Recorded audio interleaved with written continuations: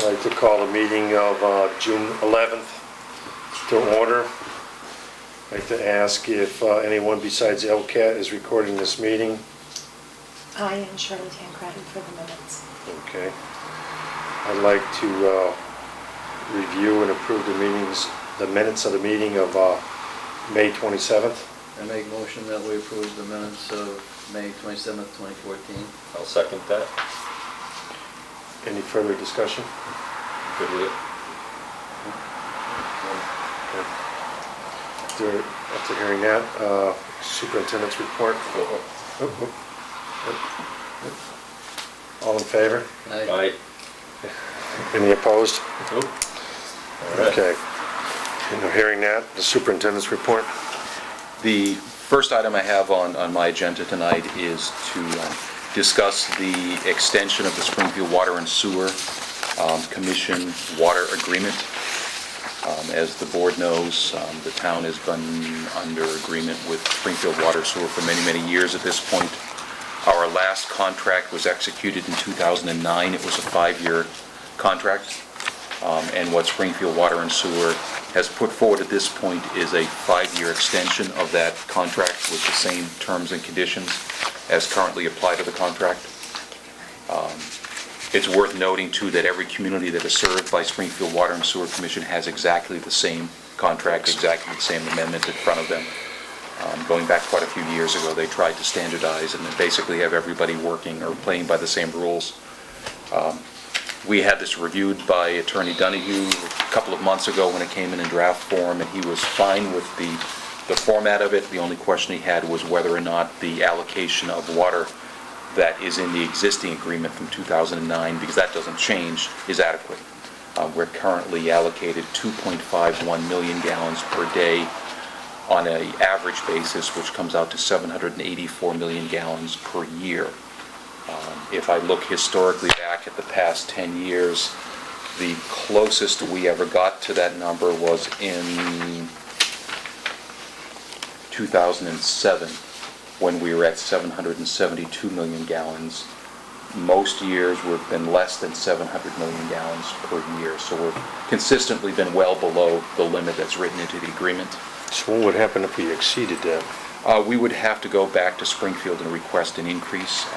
What has happened to them over the years is that many of their large water consumers have either greatly reduced their water consumption or gone out of business or relocated, so they have ample water supply these days, and actually they're very willing to continue to sell it to anyone that wants to buy it. So they'd actually be very pleased if we came back to them and said, you know, we'd like to increase the 2.51 million per day to 2 or 3 or, you know, some other number. Right.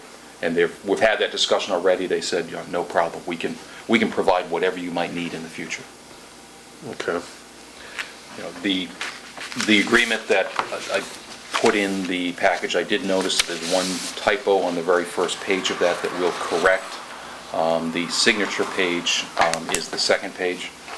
This agreement has to be signed by both the Board of Public Works and the Board of Selectmen, and then will get presented to the Springfield Water and Sewer Commission commissioners for their execution.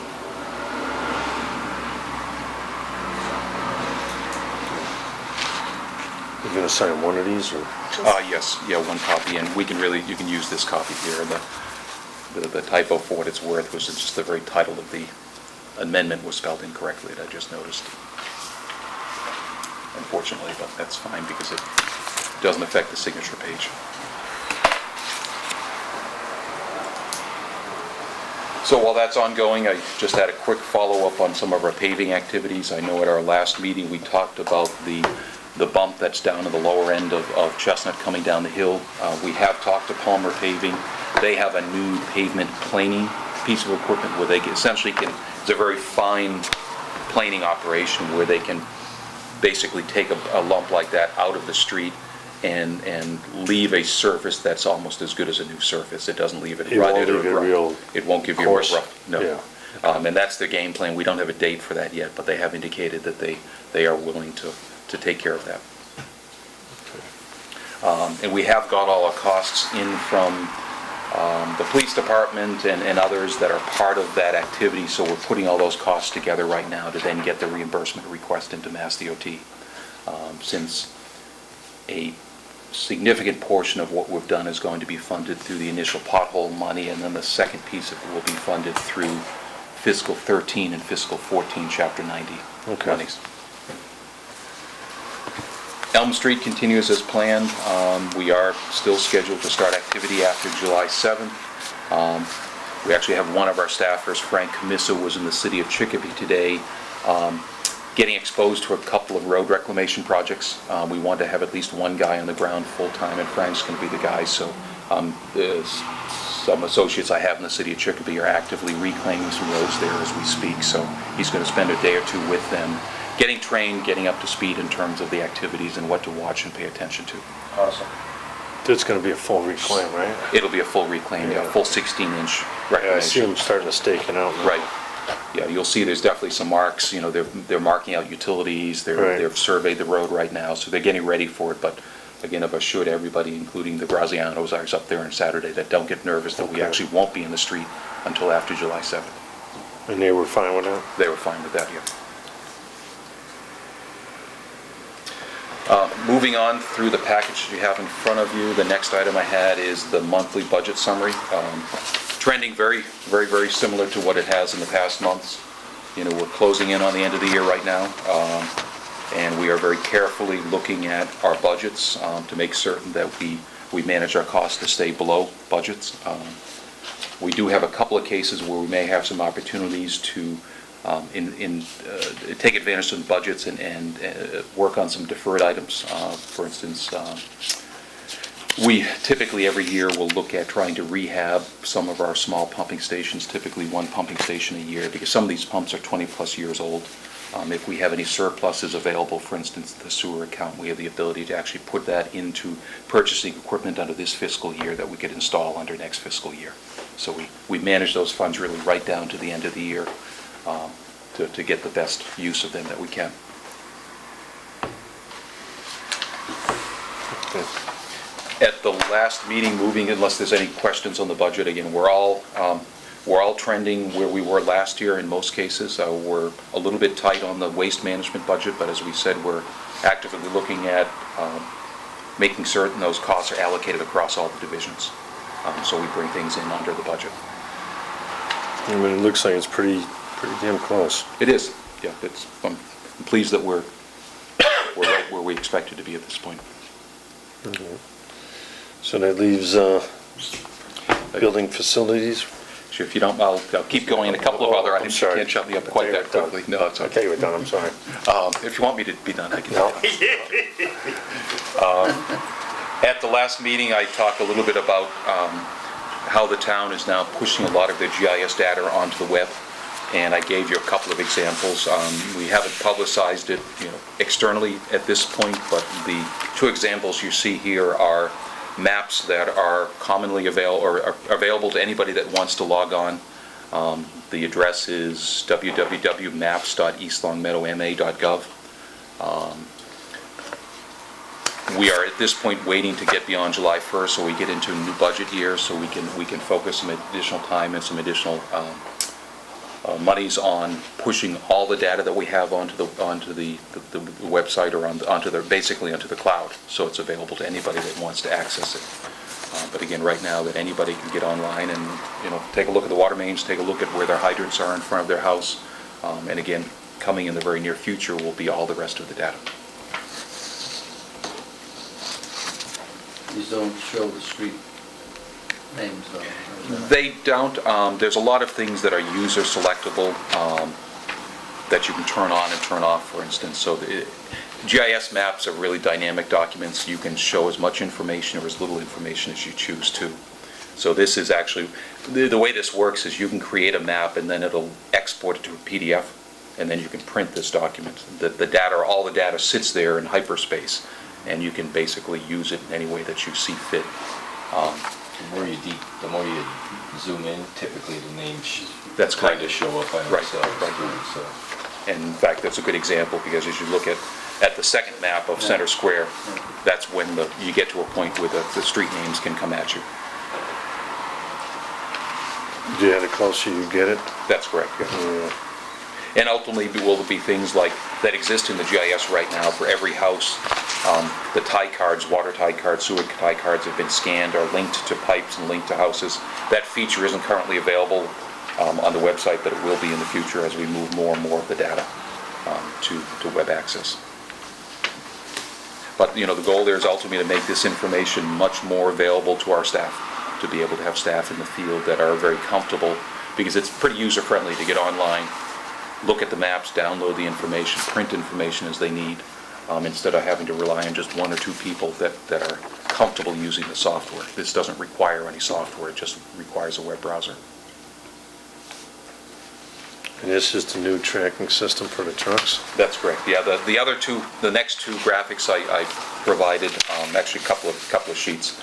The graphics don't print quite as well as they show up on the screen, but I did want to give you an example of what the overview of the Street Trek system looks like. And again, this is the software that's working with the existing radio systems that we have that have no recurring cost. For a small amount of money, we purchase the software, and then we'll continue to use it as long as we choose to use it in the future to track and to monitor our vehicles.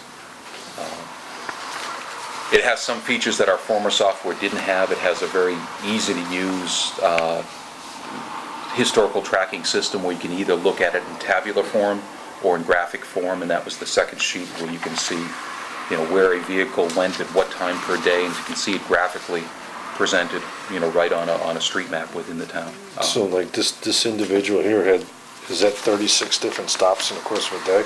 No, what it does is, I mean, depending on what you're doing, if you're driving straight down the street or not, it typically is grabbing a location every minute. okay. So if you're driving down Summers Road, typically every minute you'll see an entry. Oh, okay. If you're driving faster, those entries will be spaced further apart, physically further apart, because you drive further in a minute. If you're driving slow, those entries are very close together.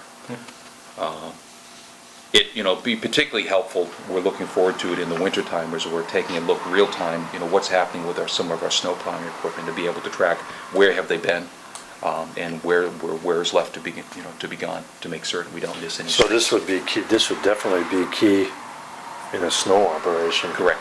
Yeah. And what you have there in terms of a table is exactly the same thing that you have graphically on this map. Okay. It was the information I was trying to show the other day, and it wasn't working for me, but you basically pull up each one of these points in a table, or you pull them up in graphic form.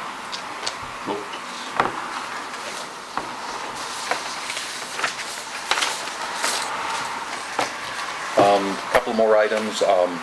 Elm Street and Maple Shade lights, we did receive bids on Friday.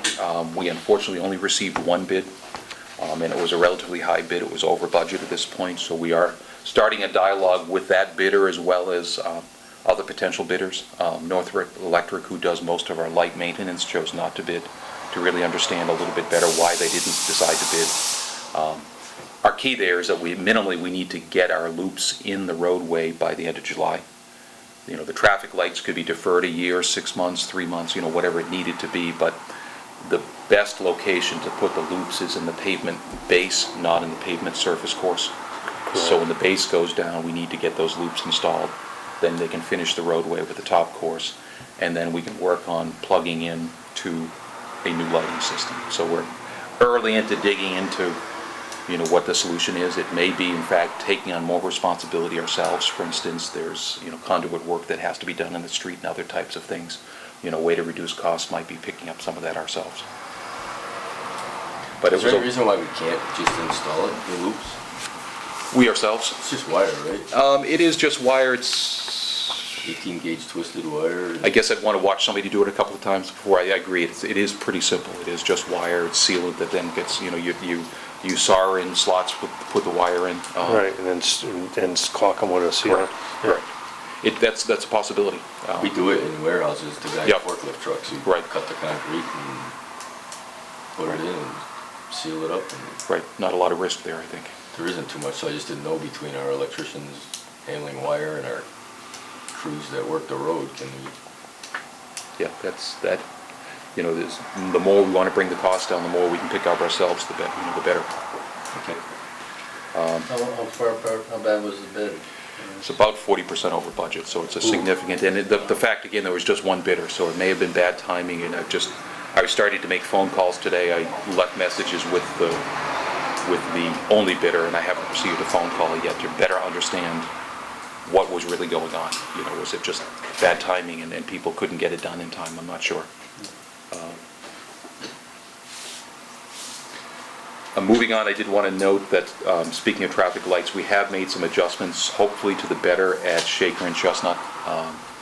I had Northrop out about a week and a half or so ago, and they showed me basically how to go ahead and make the changes ourselves, and it's pretty straightforward. It's all, you know, there's a little PLC type interface that you punch in the codes, or punch in the timing.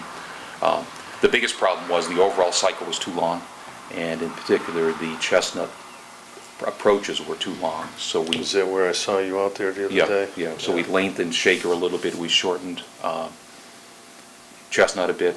We now again have the ability to continue to make changes as needed, to watch it, see how things are going. I still think that the overall cycle is just a little bit too long. There's too much time of vehicles sitting there not moving, which, you know, you generally want to keep that to an absolute minimum at an intersection. You need some time for people to stop so you don't have vehicles running into each other, but the longer you sit there waiting for a light to change, you know, you're losing capacity through the intersection at that point. And I do, yeah, I believe one thing we need to follow up on is the loop detectors on the left-hand turns, because what's happening, I know people have noted that they sit there waiting for the lights to change. Typically what happens is if the loops are not functional, and they may not be functional, they default to a maximum condition. So like for the left-hand turn, they typically operate a minimum of 4 seconds to a maximum of 8 seconds, and they fail over to the maximum condition. So we have a choice perhaps of either fixing the loops, which probably would be the ideal situation, or if we decide not to fix them, at least then shorten the maximum, so that, you know, you're not always waiting 8 seconds, maybe you're waiting 4 seconds, and so, you know, again, we have the ability. I'm happy now that I can tweak things ourselves and not have to call Northrop every time we want to make a change. To avoid this problem in the future, though, I've actually got Northrop coming back in a couple of weeks, myself primarily, and then Ryan Daly is going to work with the Northrop guy and go around to every single light in town. He's going to document every single light. He's going to basically write down an instruction manual for every single light, so we will be able to internally make changes in the future going forward, and we document what's there, so if something happens and we lose the program, we know where to go back to in the future. I come down Chestnut pretty regular, every morning almost, but I think that left hand coming from Long Meadow on Chestnut Street, I think that one works. Because if nobody's at, or a portion of it works, if nobody's at the left-hand opposing lane, I get a green light right away. Okay. If somebody's in that left lane, then, and it's only one car, it is like an 8-second wait for that one car, but there's no more cars coming. And then finally you get the green light to go left onto Shaker. So I think it kind of works, but it might be in that 8-second. Yeah. There's only one car or two cars, but it's Yeah, right. sit there and wait. That 1 or 2 cars goes, and they sit there and wait and wait and wait and wait, and then you finally get a left. So we're yeah, keeping an just eye on watching it. that is good, because it is just wasted time. Right. Cool. A couple of other things, just to let the board know that we have 2 positions posted within the department right now. First position is one that we talked about a little while ago, about creating or really formalizing what current practices have been, and that we have typically dedicated people working within our building management division, although they're not technically assigned to the building management. They don't have a building management title. They're just titled a skilled worker. So what we've done at this point is we have posted a building facilities repairman position that we expect to be able to be filled in-house. We've posted it with the union first. And as I said, I expect it to be filled in-house and really formalize, again, what practices have been, that we have more, people with unique skills that we dedicated primarily to buildings. That person is still available to assist DPW with whatever DPW needs. He still will plow snow in the wintertime, etc. But really trying to plan for the future, because we also, as we look towards retirements in the future, we have some people in the higher end of the building management division in some of the current title positions. As they retire, we need to have people behind them, and part of this plan is to put somebody behind some of those people so they can move up in the future. The other position that's posted is a skilled worker position, and that one is posted both internally and externally. Obviously, it wouldn't be filled internally because our lowest grade position right now is a skilled worker, so it wouldn't be anyone stepping into that position. Right. It would be somebody coming in from the outside. And, the focus there really is the same type of thing. As I take a look at our staff and I take a look at retirements in the next 2 to 4 years, we will be losing some key people, several of them, not just 1 or 2. And in order for the people that we have at a mid-level to be able to advance into those positions, we need people behind them. So we're really looking to hire the people that are going to be with us, hopefully for a long time, to be able to start at the ground level, move up when their time comes, so that others can then move up as well. And then the last item I did want to make the board aware of is that I have formally put in place really a policy or practice that we have been following to some extent in the past, but I wanted to make certain that everybody's aware of that in terms of email and telephone responsiveness. So I put it out to all the staff within the office in that, at this point going forward, it's our policy to make certain that we listen to every message every day. We don't leave the office with a red light on our telephone or come back into the office with a red light on our telephone. And we return those messages or those emails within 24 hours. The response may be, we'll have to get back to you in a couple of days because it's going to take us a while to figure out what the response should be, but, really let no message go unanswered. Awesome. And That just sounds want good. That sounds great. to make certain that that's what we do going forward. And with that, I will turn things over to Mr. Fenney. I will note that Mr. Collins has been out sick since late last week and is likely going to be out most of this week, if not beyond, at this point. So Bruce has stepped in and has done a great job over the past several days, filling in for John as well as doing his normal job. So I'll ask Bruce to talk about his work as well as the operations manager's work. First item I'd like to talk to the board about is the Pine Knoll Pool project, a brief update for that. The entire pool deck has been completed. Perimeter drains are installed around the existing concrete deck. It was loamed and hydro-seeded last Friday. The grass actually is coming up today, so hopefully by the time camp starts on the 23rd, it should be well established. Peninsula tiles have been completed. Filtration system is 90% complete. They got just some final elbows to put in there. Electrical wiring is complete. They finished the fencing today. We added a little bit of fencing through a change order. In the existing bid, we were going to end up leaving two of the gates up there and just to add on. But after further review with some of the new codes that are required as far as access or egress to the pool area, we put in crash bars. Pool paint has been an ongoing battle because of the rain. It was supposed to be finished today, but unfortunately it started raining around 2:30. And the contractor actually asked me how to proceed, and I told him to paint away, so I'm assuming it'll be completed tomorrow. We plan on filling the pool on Monday. The electrical service has been staked out by Momico. They have promised me it will be done by the end of this week. And we are actually doing the paved driveway up to the pool area for ADA accessibility, and that will be taking place tomorrow. And we have training scheduled for the filtration system as of Wednesday next week. Brief update regarding capital projects. Quick question, how long are the lanes? Do you know? Length? Like the swimming one? I mean, can they have an event there? Yes. We actually put in the starting blocks yesterday. I have all the conduit in for a starting system. Went to Hamden Engineering. Colin will be purchasing that system. So that'll all be ready. It is compliant with whatever those regulations are. There's going to be actually touch pads that actually hang over into the gutter, plug into the ports. We are making provisions on the building for a scoreboard system onto the filter room. So they're going to use it for having Awesome. swim meets and So is it everything. the length of the high school maybe? Yes, it's got to be, and I should know that. That's all right. No, I didn't and wanna I put you on the don't. spot, but, all right. It's a 6-lane pool, I believe. The high school is only a 5-lane pool. Yeah, awesome. So, So, yeah, it looks good. It looks real good up there. Nice. High school tennis courts update. I had a pre-construction meeting held on June 3rd regarding construction schedule.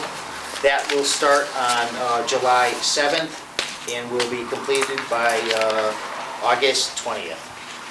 So that is going well. I'm still working on some lighting issues over there. The Tennis Association is working on their grant. I should have actually a decision from the Tennis Association next week on, we're supposed to be receiving $50,000. That's one of my big hurdles. In order to give adequate lighting up there, we're talking about $42,000, which we do not have in our budget. I actually asked Musco to give us an estimate last week. They have provided me an estimate which came up to about $65,000 to provide us all the equipment to do the install. So like I said, between that and some other monies that the Tennis Association has, I do believe it'll go through. Otherwise, I do have another proposal to do some metal halides up there, which would fit in our budget of $18,000 if for some reason it doesn't go through. We actually took down all the poles, lighting poles, on Monday this week, so they are all on the trailer up the water tower. And like I said, to wait that decision, we will sandblast them, paint them up, and get them ready for reinstallation if need be. Meadowbrook electrical upgrades. Pre-construction meeting was held on 6/28/14. Scheduled start date, same as the tennis courts, would be 7/7/14. Substantial completion date of 8/20/14. Obviously, that was awarded to Zap Electric out of Chicopee. That's all I have as far as the building maintenance. Fire station? Yep. Next item would be the fire station, old fire station repair project. As you can see on your bid tally sheet, there was a wide range of prices for this project. And just to point out too, actually the four lowest bids you have there are pretty reasonable. The other individuals did not show up at the pre-construction meeting, therefore I believe that's why the difference in prices. I don't believe they had a great understanding of the project. So, on that note, I would like to recommend to the Board of Public Works to award the contract to Nationwide Construction, Inc. out of West Springfield, Massachusetts. They did provide numerous recommendations from other companies and people that they did work for with a very favorable outcome. I make a motion that we award the old fire station masonry repair to Nationwide Construction from West Springfield, Massachusetts for the amount of $16,950. I'll second that. Any further discussion? Anything else? All in favor? Aye. Aye. Any opposed? Okay. Just sign this, moving on.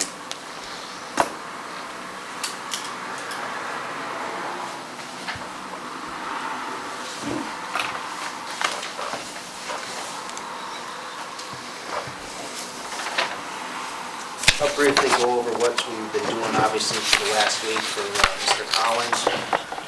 We continue to do work out at Parker Street location. Roughly about 200 feet of sidewalk have been installed this week. We poured a short section of sidewalk, and then we actually poured a lot of the driveways, about 6 driveways today. Tony, obviously some residents had a little issue, obviously, because they couldn't get into their driveways, but Tony kind of stepped in and talked to the neighbors across the street and kind of put people together as far as parking arrangements. So things are going well there also. Also, we continue to fill lots of potholes that seem to keep popping up. So the crew's been doing that. We did do some minor berm installation today, and we'll be continuing doing that for the remainder of the week and get those back to loam and seed before it gets too hot out. Parade route, Mr. Esposito went out last weekend on Friday night and painted fog lines and some of the other areas out there, so that's about 50% done. I believe he will be finishing up this weekend. Actually, if you don't mind, Yep. yeah, he'll be finishing up on Sunday night. Yep. And that just reminded me, another item is that Bay Path College, they are going to be completing their sewer line connection that requires a modification to the existing water line to drop it low enough so that the sewer line can get underneath it.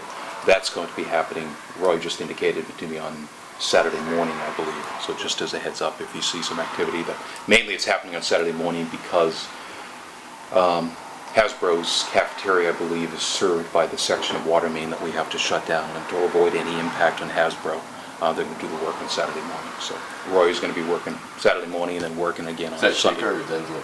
On Denzel, yeah.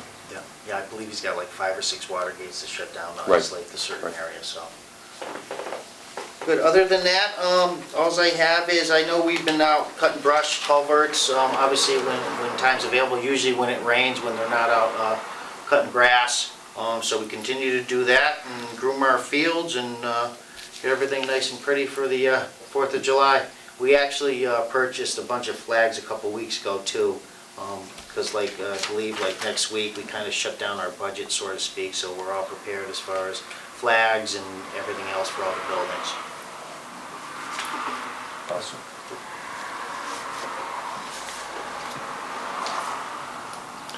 I think that covers everything I had. Anything? Any other business? That's it? No other business at this point. Okay. I'm gonna Anything else for you? schedule our next meeting. Sounds like a plan.